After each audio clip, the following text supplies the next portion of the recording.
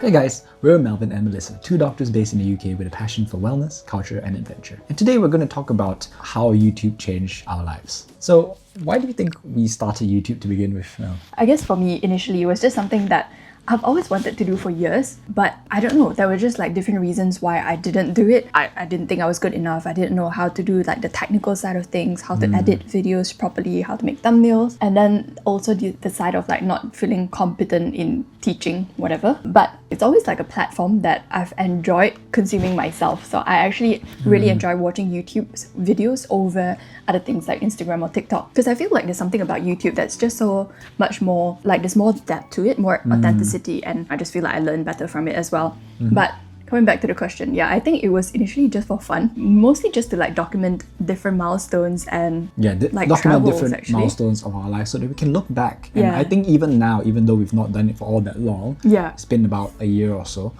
even looking back at our first videos, I feel like you don't actually understand or remember the feelings that you had in the moment until you look back at the videos and you look at yourself speaking and expressing yourself, and then you're like, wow, actually that's a really good moment that I want to relive, that I want to see again, because it brings such great memories to us. And I feel like I want our kids to see the same thing as well. Yeah, I always feel like it's like the saying back in the old days.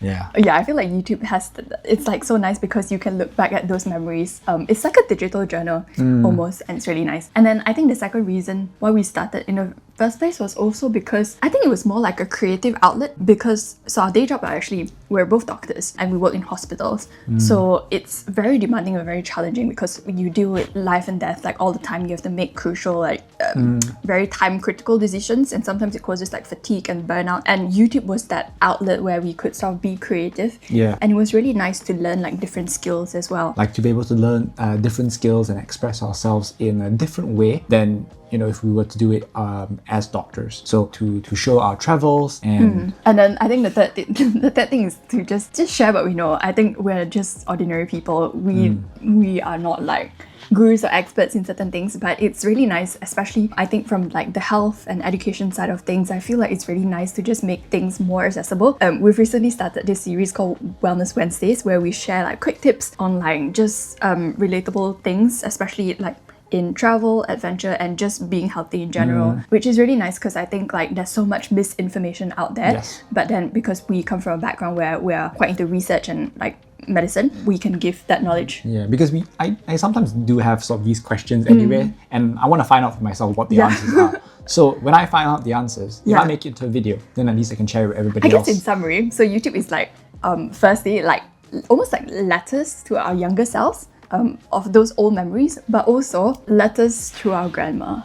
Almost like like questions your grandma would ask, like what causes jet lag? How do I stay healthy? How do I live longer? Just random things that maybe not even your grandma, like your mom would ask in like family dinners. And then being able to share those knowledge. That's quite interesting. How did it actually like change your life? Because that's quite a bold statement to make, right? I guess a change in life is basically choosing a decision that altered the course of your life. Like if you didn't make that decision, then you probably would be on another path. So I think YouTube changed our life firstly. I think for me, it's just sort of being able to put something out there and putting myself out there, being out of my comfort zone, even though I don't feel like, speaking to the camera, that we're still doing it, and we're accepting that sometimes it may not be perfect, and sometimes people might say mean things, and that's just a fact of life. I think that's really true. Like perfection over, wrong one thing, progress over perfection. So like, I don't know about you, but I think I'm quite a perfectionistic. I would say so.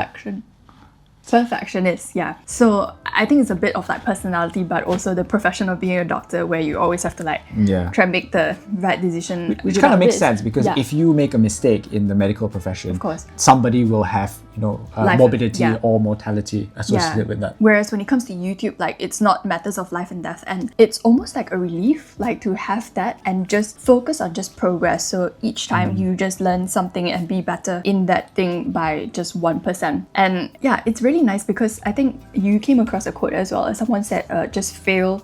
Fail fast, fail frequently, and fail forward. We'll put whoever said that quote here.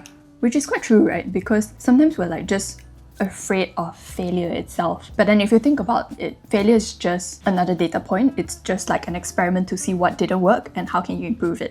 I think YouTube really taught us that, and it's applicable not just to YouTube but to to life in general. Yeah. And secondly, I think it helped us reflect more deeply. So because we genuinely love traveling and adventures, I feel like when we research the place for the YouTube channel, and even when we're there in the moment, I feel like it helps us to like know the culture a bit more. I completely agree. So sometimes when you just go to the place just for maybe just viewing a nice waterfall or a lake, you might be able to get something from that in terms of the natural beauty. But if you research the place because you need to know about it for YouTube, you actually are able to appreciate it in a more deeper way, and because of that, your experiences in the moment as well as later on thinking back about the experiences is just so much more enriched. And like the cultures, like learning about the people in different places, like the time when we went to Lombok, Indonesia, like just going to the village itself and learning about how they make different things, like how they make like the bamboo, weaving bamboo into baskets, and like just... And how the people live in general. Yeah, I feel like it's really eye-opening, and it makes us more sort of like open-minded and also open-hearted, I think. It helps us to reflect on that. And it doesn't just apply to travel, I think.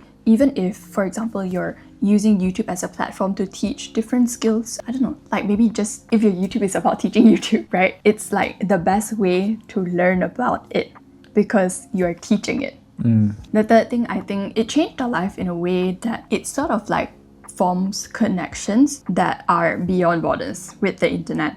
Through YouTube, I think we've been able to connect with so many different people around the world, like from the YouTube videos itself and also during our travels, which is really, really like incredible, I think, which we would have never met. I mean, when we go to places, like connecting with the people there as well as connecting with smaller creators on YouTube, because we identify each other's struggles. Like, it's not easy if you're just a small YouTuber or a small creator. You know the struggles that bigger creators would probably not face now, like in their stage. And I feel like this might just be a personal opinion, but I feel like in the creative space, people are quite encouraging. They don't really try to put you down. They try to encourage each other. Yeah, which is really nice because it's not like competitive. Even if you're in the same niche, I feel like generally it's very encouraging, which is really nice to see actually, like that how like kindness is there in the world. It's kind of like opposite to sort of corporate culture, where on the corporate ladder, in order to climb the ladder, you push people down. Or sometimes there's a culture of pushing people down. But in this way, everybody benefits from it. So I think it's a nice culture to have. And even before we started this channel, a lot of people would actually ask us, how do you go to this place? Like, what's the best places to visit? Because we just genuinely enjoy traveling, and I really enjoy planning.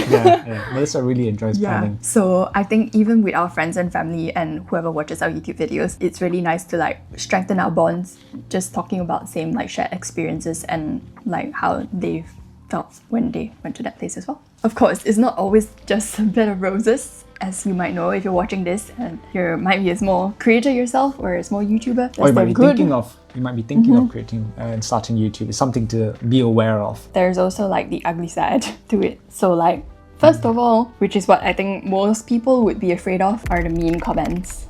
I think if you look at any YouTuber, whether big or small, if they have videos that have more than 100 views, there will inevitably be somebody who comments a mean comment on your video, and it might not be related to your video, or it might be you might have missed out something. And I think the important thing here to take away is that to respond with grace, not try to be antagonistic to try and pick a fight with the person, and also don't let it bother you, because there's just so many people in the world, and so many people are appreciative of sometimes what you do, and there are just one or two people who say these mean things. And this might be for life as well, just in general, to be able to overcome these obstacles and just mean people in your life. You see, this is why Melvin's my personal therapist, because for me, I mean, you can know that in your head, but actually applying that when it happens is quite challenging, especially at the start. So I still remember like the first mean comment we got. I think I went through like all the 5 stages of grief. The first was denial, like, no, this is not happening. And then what's the next stage? I think sadness or something like that. No, anger. Yeah, anger.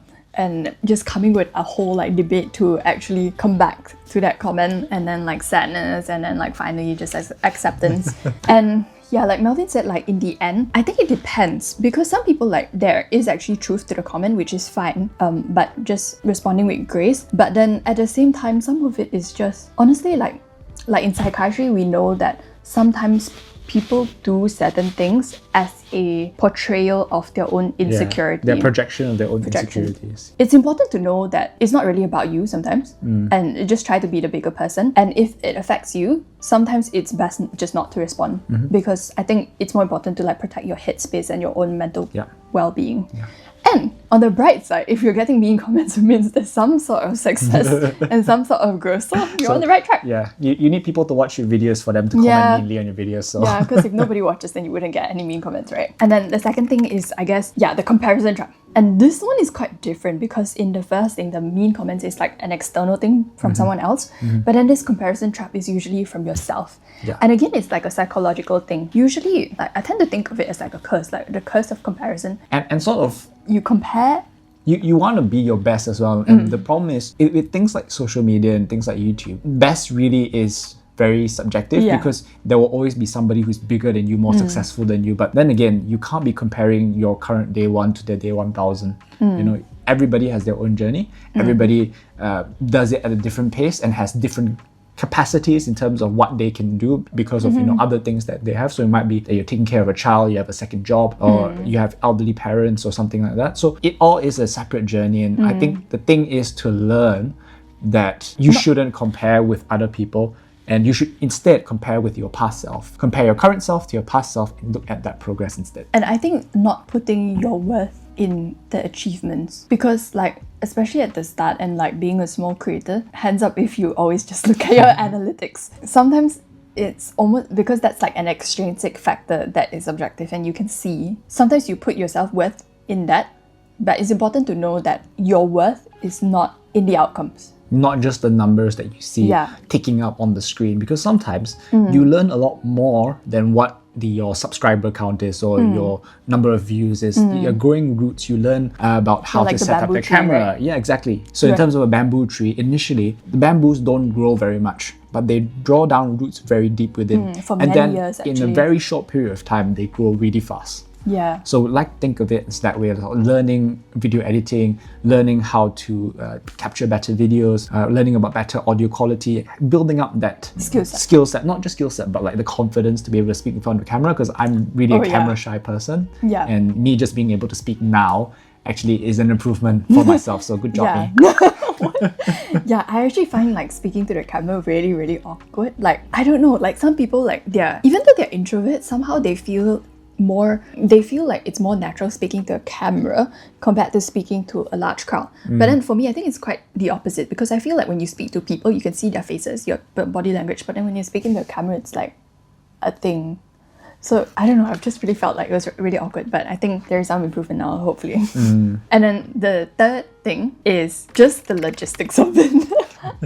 It's quite hard, honestly. I guess because we're both doctors and our schedules are usually not fixed. Sometimes we work 4 night shifts in a week, which is 13 hours times 4. How many hours is that? A lot of hours. A lot of hours. Math is not my...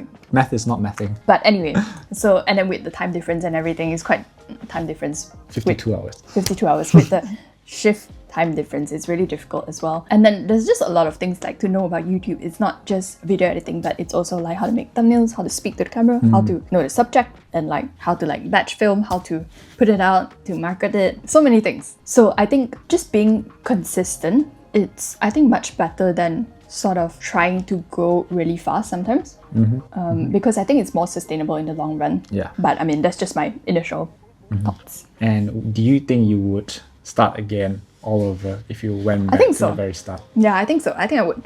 Because something I really regret was not starting earlier, actually. Because I feel like me now, as in like, I would watch videos of myself in medical school, because I don't know, there's something about that like personal, authentic like effect, like just seeing someone's journey and it being relatable to your current circumstance. Because we are originally from Malaysia, and then I actually got a full scholarship to study medicine in RCSI, which was a big miracle. But then it was also a struggle there because I didn't have enough money. And I mean, all those kind of struggles, but I wish I sort of like documented that journey, because it's really nice to see like how we grew like as people and how other people can benefit from that journey as well, and just to see like God's faithfulness in all that. But yeah, I feel like if you are on this journey, for YouTube. First of all, well done, because most people wouldn't even pick up the camera and press record. So keep going. And secondly, I think don't give up. You got this. And if you're a small creator, like comment down there what you do, where you're from. I think it would be really nice to like get to know each other like from different parts of the world. And if there's like one piece of advice that you can give from your experience to other people, I think that would be quite nice to share as well if you want to. So this is quite different from our other videos. Yeah, even that also, we're still learning because we don't actually know what our niche is. We are quite passionate about wellness, culture and adventure, but even our types of videos are quite random. Still doing it to explore what works, what doesn't work, and what brings us joy to create. Really. Yeah, that's another thing, I think, fulfillment. Because certain things, certain videos we notice can actually cause garner a lot of views, but then they may not be the kind of videos that we personally want to create, so therefore or not as fulfilling, right? Yeah, exactly. Yeah, so thank you for listening to us if you stayed with us throughout this point. Yeah, and if you've been with us like since the start, thank you so much. We're so grateful to have you with us on this journey. It really means a lot, like more than we can say. And if you've just joined this video or like from the last few videos, welcome, and it's lovely to meet you. We hope that we can share this journey and let's see what the future holds. Maybe 10 years from now we can look back and I don't know, see what happens. But all the best and keep going. You got this. See you in the next adventure. Bye.